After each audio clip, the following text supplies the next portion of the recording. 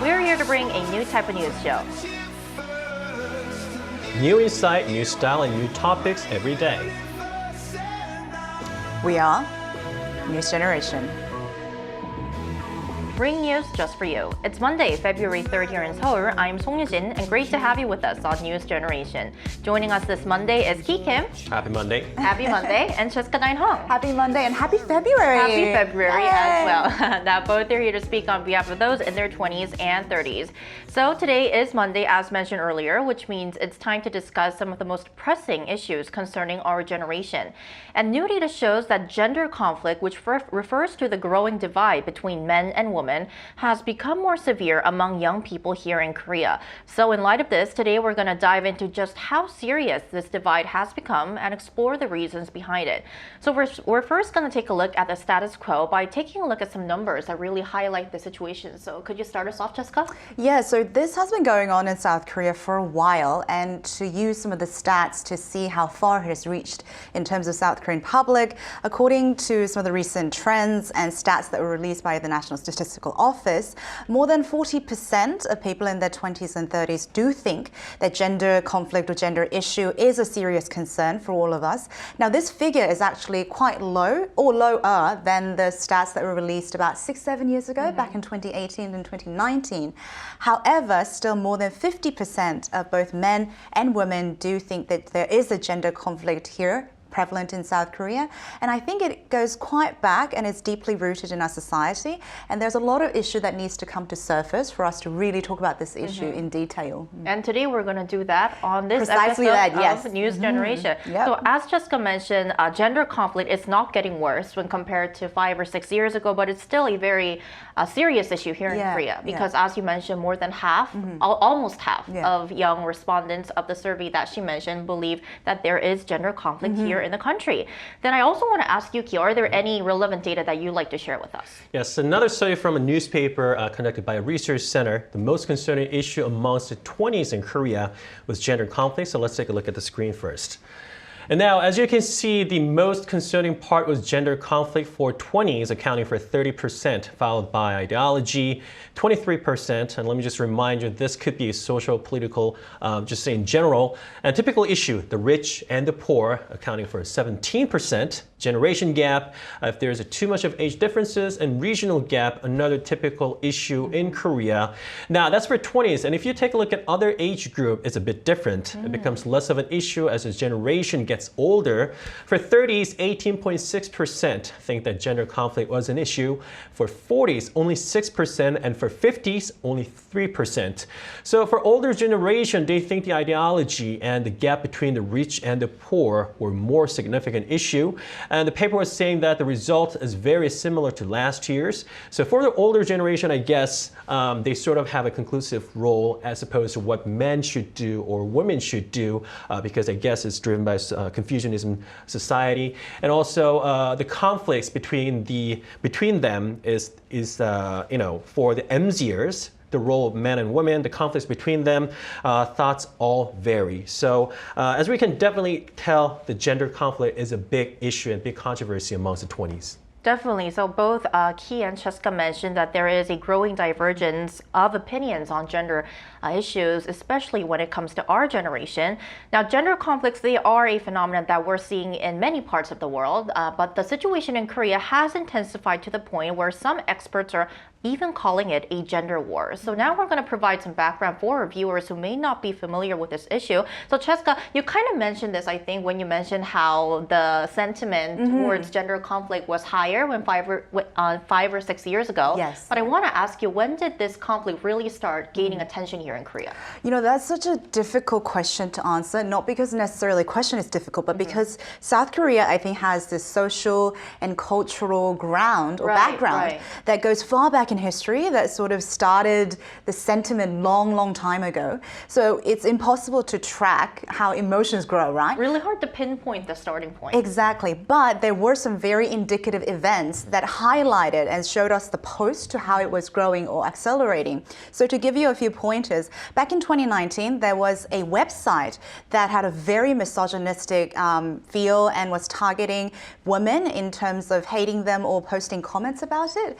And then when it came to surface, women actually started to create a similar website to sort of counter this attack, and the gender war sort of started to brew online. Right. Now, there was an incident that happened in 2016 of a man actually stabbing a woman to death in Gangnam Station, one of the most very shocking. Yeah, very shocking, and one of the most modern and popular, very populous station. So that came to surface on the news as well. And then in 2018, I think a lot of our viewers also know the Me Too movement that started in America came to South Korea, and there was a lot of exploitation of women that came to surface.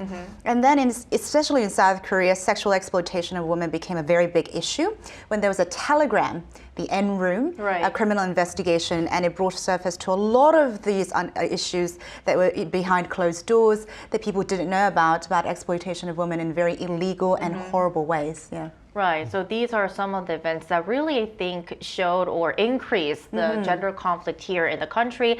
As we mentioned earlier, it's really hard to kind of really exactly say when gender conflict started becoming bigger or even start in Korea. But Ki, I think that you could also mention some instances that really factored in this conflict playing out bigger. Right, around that, the stabbing incident and around the stabbing massacre, I would say. Since then, a lot of females started to raising their voices, but what happened was the COVID-19 pandemic came. And as we were going through a COVID-19 pandemic and the relatively low growth in the economy in general, people wanted to survive. They just need to get a job. And the gender conflict has become a permanent issue in Korea. It's not just in Korea, though. The polarization is a phenomenon that's taking place all over the world. Hatred and slandering the opposite side becomes natural. And politicians also are somewhat responsible for these series of events as they took advantage of this situation, tried to get more support for their party. And women raise social agendas such as unfair wage system or male and female, the unfair inequality ratio in high-ranking positions, whereas male raise their voice on military drafting system and so on. So this, I would say, fight is keeping ongoing. It is indeed ongoing. So until right now, we've taken a look at the status quo by looking at some data, and we also took a look at the timeline of this gender conflict unfolding here in Korea. Then we're now going to look into the reasons. So as members of this generation, what do you think is really fueling this increasing animosity between men and women? Ki mentioned some very important pointers, but I think you really have to hear both sides on this issue. But generally speaking, I think on the men's side, they have cited issues such as women's preferential treatment or the quota system, and also, as Ki mentioned, the military service. Whereas women, exactly. Whereas women on the other side have quoted or have spoken about, sexual exploitation, crimes that were committed against women by men, and their punishment. And also, especially nowadays, as millennials and Gen Z, the key topic is career and life choices. As it is very important for us to make the choice that we want. We don't want to fall back into the way that our grandmothers and mothers' generation, where we had to sacrifice everything to support the family. And I think that is becoming a very heated topic. And also, the stat shows that more than 40% of people in the 20s and 30s still think that there's a gender conflict or gender concern going on. I think also it goes back to these kind of concerns. As the society is growing, people do want more voice and more position, and we realize that we haven't secured that in the past. So that gap, I think, is causing us to see the difference a lot more clearly. Definitely. Then what could be some other reasons, Ki? Well, one research shows that both young male and females blame the media. Social media platforms, internet, YouTube, and even conventional media such as TV and newspapers all attributed to the gender conflict. The worst scenario is that they're all reproduced and being spread out again and again. And also many social issues that naturally occur as we live in a very much complicated world somehow, for some reason, is all of a sudden becomes a gender issue. I'm not saying connecting any issue to this gender conflict is a wrong action, but we should be open, we should openly discuss about it and talk about it, Yes. but they brutally assault each other and which just makes things worse. Right, so it's sort of becoming more like a war, as many people say. Men and women, it seems like, as Ki mentioned, they are in a very intense fight, and that fight is getting bigger. Yeah, it's almost like an outright attack instead of hearing each other out to come to a compromise or a negotiation, which I understand because this is a very emotional issue. This is not a logical issue that we can actually come and talk about A to B. And there is no right or wrong answer. Precisely so, yeah. Right, which is making this issue a more graver concern here in the country.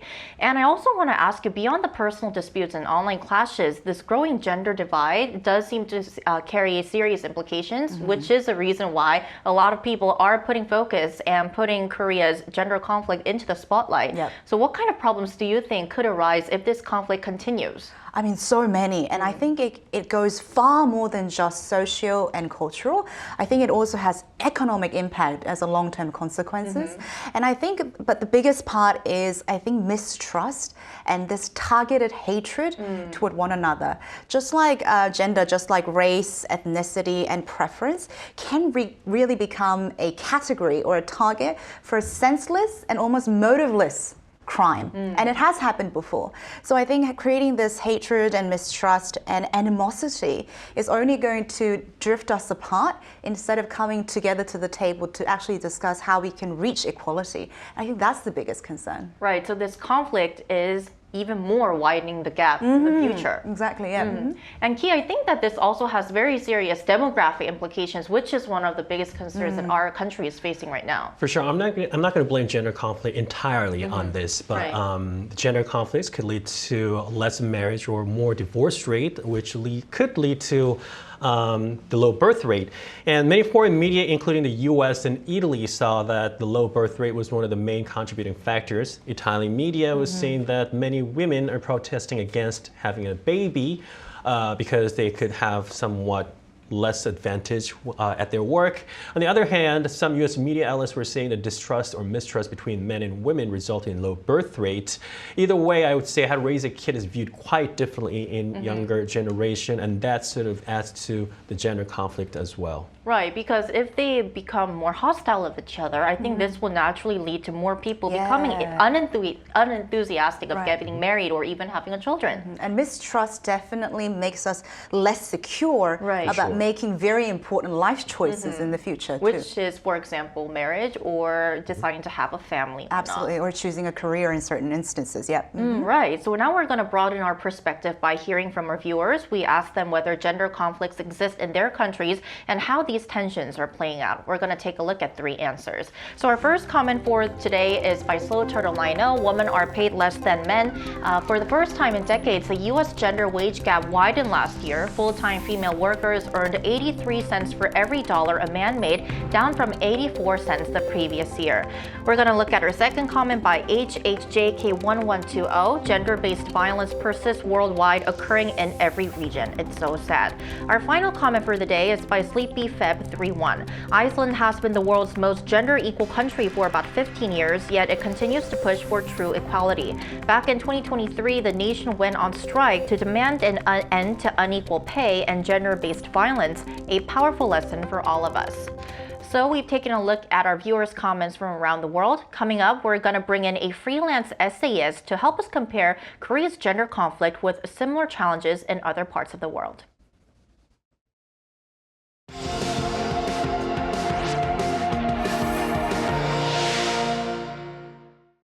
NewsGen wants to hear from you. Go to YouTube and search our channel Arirang News. Click Community and leave a comment down below. Make a new type of news with us. Welcome back. Joining us this morning is Colin Marshall, a freelance essayist based in Seoul. Welcome back to the show, Colin. Thank you for having me.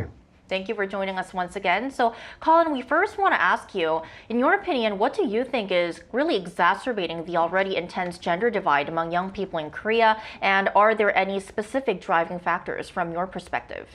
Yes, this is certainly a hot topic, isn't it? I got interviewed recently about it by a magazine, and the context was, as you mentioned on this broadcast a few minutes ago, a connection to the low birth rate, whether the conflict between men and women in Korea is responsible for that in part or in whole. And the editor of that magazine said to me something that stuck with me, which is that here in Korea, women haven't really been in public life that long. Women didn't enter society until relatively recently. They were in a completely separate domain before that. And so Korean civilization is still adapting to or maybe grappling with that change, which is more recent than in some other countries.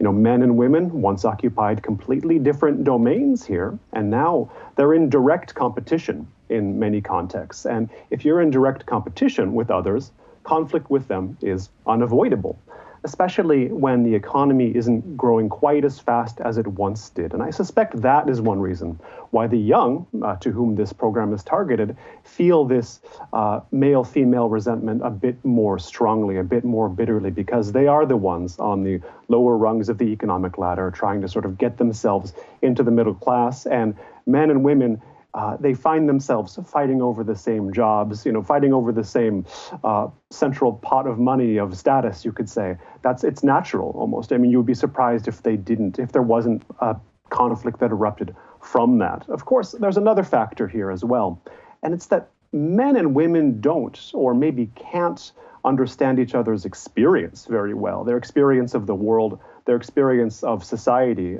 in any sort of non-superficial way. One example I often use is the controversy that erupted after a novel, 82년생 Kim Ji-young, or I think it was Kim Ji-young, born 1982 in English translation. That book came out in sort of the mid-2010s, and there was a huge controversy after it. Just one side was saying, oh, this book shows how bad women have it in Korea. And the other side says, oh, that's an exaggeration. Men have it maybe even worse. And so this went on for a while, really highlighting, more so than anything about the book itself, about the ways this sort of battle of the sexes is conducted in Korea these days.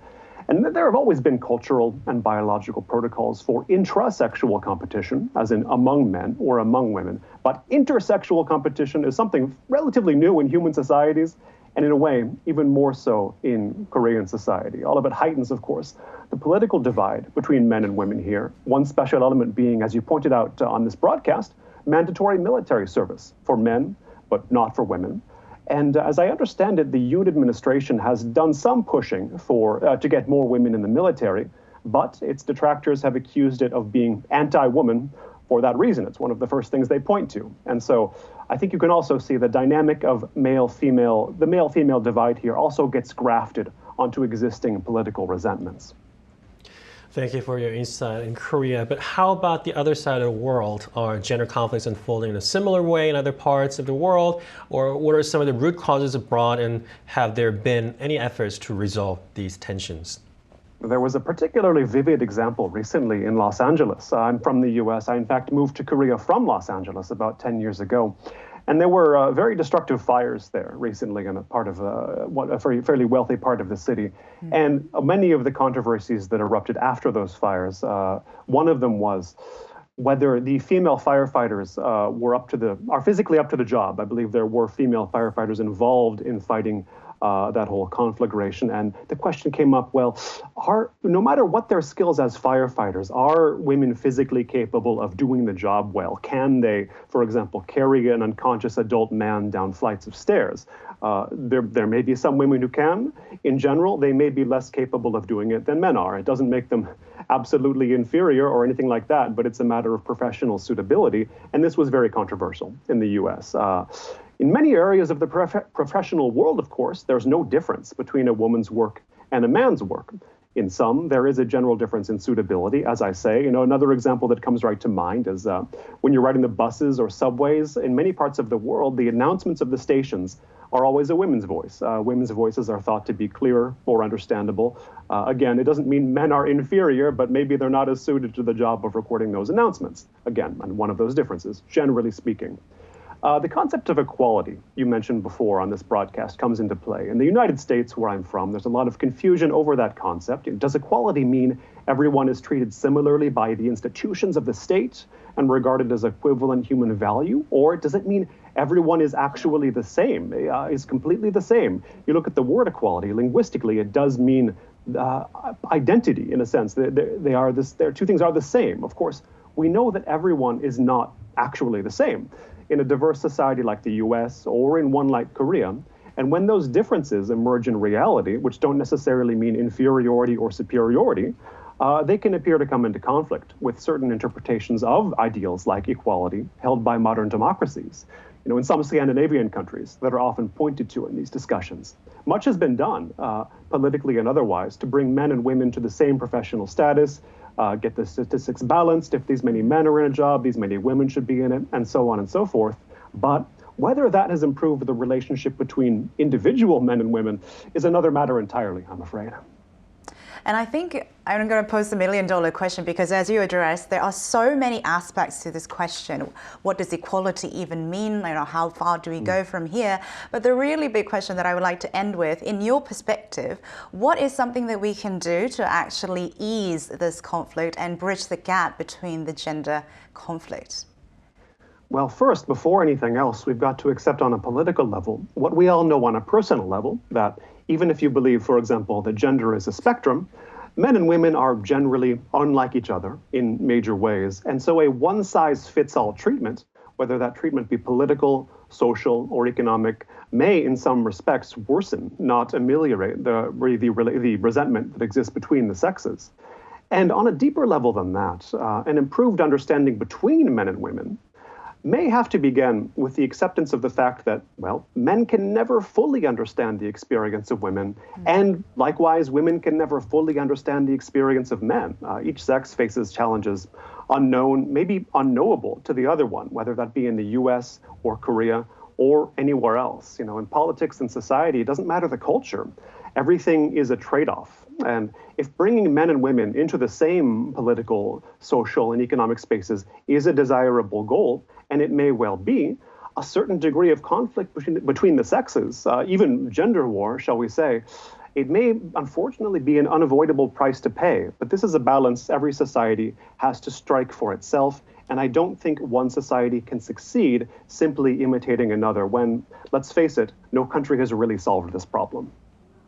All right, Colin Marshall, a freelance essayist based in Seoul, South Korea. Thank you so much for your insights today. Appreciate it. Thank you very much. Thank Thank you. Right, so we're going to end off our episode with a bit of a promising note, because at the end of the day, finding ways to really bridge this growing divide is key to moving forward as a society. So what do you think could help foster better communication, mutual understanding, and ultimately respect between men and women? Well, I just want to cite this quote from the movie called Fast and Furious. Oh, my favorite 7. one. Even this movie could be an issue as we're talking about gender conflict. But one of the character actors says life is binary, zeros and ones. I'm not going to say the world's divided into exactly two, but men need women, women need men, and just leave the past and culture and politics behind and show respect. Eventually we have to work together. Yeah. Just like our Colleen said, man can't fully understand women, women can't fully understand men, and so that's why we need to work it out. We have to work together, not assault each other. So let's just show respect and let's just go from there. Right, because in the end, we all live together, both men and women. This is a society that we live and grow with each other. Yeah. What do you suggest? I also want to end with a bit of a promising note. When I was in college, I took a feminism and equality class. And after that class, we had a Women's Day, like International Women's Day. And there were boys who came out with pickets saying, "We stand for women's rights." And that I still vividly remember that image because it left such an impression on my part. And I remember our professor saying, this isn't one side trying to attack the other or trying to argue to secure something. It's about two sides coming together. Right. And that's why men are just as important for women's rights as much as women are. And that left an impression because, like Key said, this is a coming together kind of operation, not one side being more superior or less. So I really hope that our discussion today and the future moving forward, our generation really work together to come together and have discussions on how we can resolve this issue a lot better and more peacefully. Right, and I personally hope both men and women would take a step back and hear each other out. Yes. So that we can put ourselves to each other's shoes, and then we could make a society where we could at least more peacefully coexist with each other. And that's all from Houston today, but we'll be back tomorrow at 10:30 a.m. Korea time. Special thanks to Ki Kim. Thank you. Thank you. And Jessica Deinhall. Pleasure's always mine. Thank you. Thank you. And thank you to our viewers for staying with us, and hope you join us tomorrow as well. We are News Generation.